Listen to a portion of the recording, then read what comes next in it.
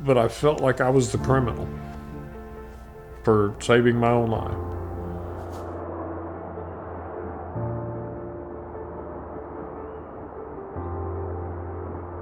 I'm Keith Duroy. I'm married to the beautiful Tracy Duroy. My name is Tracy Duroy, and I'm retired also. 32 years of doing it. I absolutely loved my job.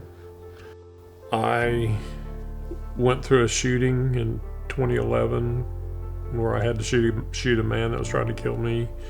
The department sent me to a post-critical incident seminar, the one in 2018. They were a little tardy, but the department, when you get in a shooting, back in 2011, they come and take all your stuff. They take your car, they take your uniform, they take your gun. They kind of strip you down to nothing and send you home. Nobody's calling them, nobody's checking on them, nobody's, seeing how he's doing, nobody's checking on my mental welfare, It was really tough on us because, like I said, she didn't know what to do with me, and she calls it circling the drain because I'm just miserable because I'm used to working. I'm used to being out on the street every day, putting bad guys in jail. And here I am. They're going to decide whether I even have a job or not. He was just at home circling the drain. He was in what we call the magic chair, is what we call for, a lot of times for first responders, because they'll just sit in the magic chair and just have the clicker and just click, click, click, click, click, and can't tell you a thing that was on, that's on TV or what they're watching or whatever. So if she tells me, and we talked about it beforehand, that if she tells me, okay, you sat in your magic chair for 30 minutes, it's time now to get up and join the family. You've had your decompression time. Get up. And at the time, she was coaching my son's baseball team. I should have been coaching my son's baseball team. But she's actually was the head coach of his baseball team, and I'm missing practices and all kinds of stuff because I'm still feeling sorry for myself for how the day went, You're a husband and a father now. You're not a police officer anymore. So given that time to transition out of his uniform, sulk about his day, be happy about his day, be sad about his day, whatever the situation was. And when that time was up, then, he had to respect that rule and understand that, it's time for you to come back into the family. Really, honestly, back then, your mental health was not addressed, and your needs and your desires and what you were dealing with were not addressed. And after the bombing, in my opinion, they basically gave him a good game and sent him back out on the streets. They had no debriefings, no follow-ups, no, here's a mental health person you can go see, nothing like we have today. Because I used to not be able to talk about the bombing without crying. Because I was there of course it went on for months, and we'd get stationed down there, but the first 10 days, I'm volunteering part of my time because that's what most of us started doing. We were volunteering without pay to come down there and work because that was such a tragic deal for our city. Knowing people that were there going through the building, looking for survivors, looking for people that had perished, everybody that had just come together and just set our differences aside and work together, to put everything together. That's when it became more real to me and more heartbreaking. It just gave me kind of a helpless, hopeless feeling of not being able to do more and not being able to help and not be, I guess you could say, boots on the ground. This medal was given to those of us that were on the ground in the bombing, and I've worn it ever since we were awarded these, because the motto of the bombing was "We will never forget," and I will never forget, and I will never take this off. It's been on my uniform ever since.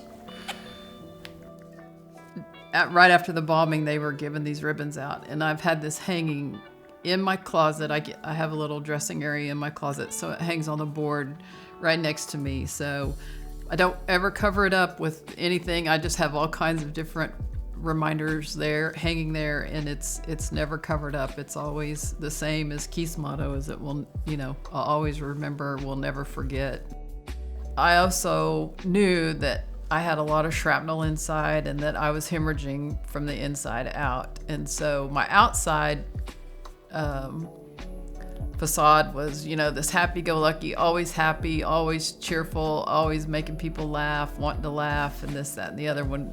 Really, I was dying inside, and it was causing a lot of harm in my marriage and just in my relationships in general, because I would self-isolate, not want to do things and things like that. I sought help for that and worked through that and actually addressed it for the very first time in 2018 at PCIS. So when Keith talks about the spouses thinking, I thought I was just coming for him, and I was just going to pat him on the shoulder, tell him he's doing a good job, just keep talking, keep telling your story, just let it flow, And I don't know, the grace of God just came over me that day, and I ended up giving my story in a room full of complete strangers.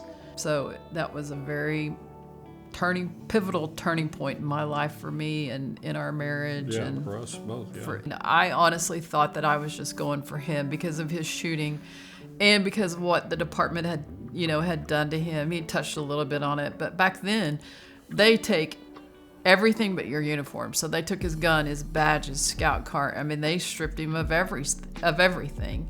So, having to deal with somebody that's had their identity, their strong identity, taken away from them, and living through that. And then once we got to the post-critical incident seminar and just hearing the testimony of other people and hearing the stories of other people, I think it just really opened me up to realize, hey, I am here for him to a degree, but I'm also here for me. And I have some stuff that I need to deal with and that I need to process and that I need to get off my plate, and I need to learn how to do it in a healthy way. And to find out that I'm not alone, that somebody 2 seats down from me went through the very same thing.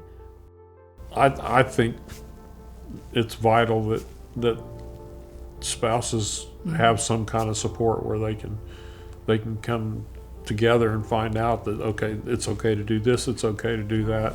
The first responder just gonna have to suck it up and take it, because that's the way it should be. So. Well, and it's kind of it's a big adjustment for us because we may not get Christmas on Christmas. We may not have Valentine's Day on Valentine's Day. We don't have birthdays on birthdays. We have to readjust the schedule. We always did. He got off lucky because we did Valentine's Day on February 15th. Well, he got the half-price candy and the half-price flowers. So, Worked out perfect. Yeah, this kid got off lucky. But dinner reservations, and still to this day, we go on the 15th. Yeah. In this lifestyle and in this line of work, you have to be flexible, and you just have to come up with your own new set of traditions and the way of doing things.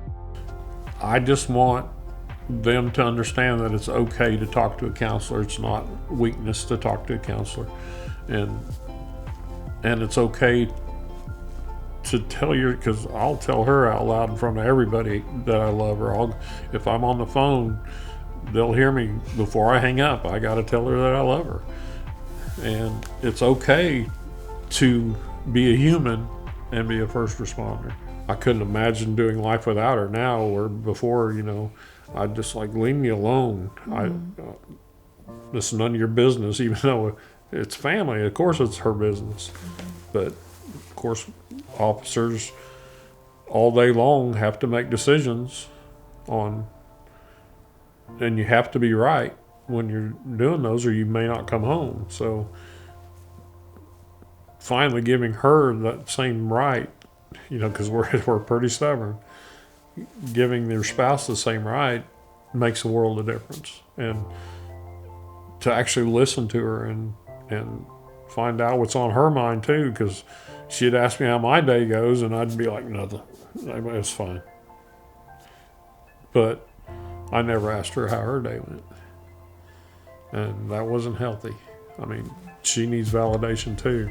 There wasn't a lot of support for the spouses and for the family members. And so it's something that I grew super passionate about, you know, and I really wanted to make sure that the wives were seen and that the hard work and the dedication and everything that they're doing to support their officers' career is being recognized, and it's noticed and it's seen and it's appreciated.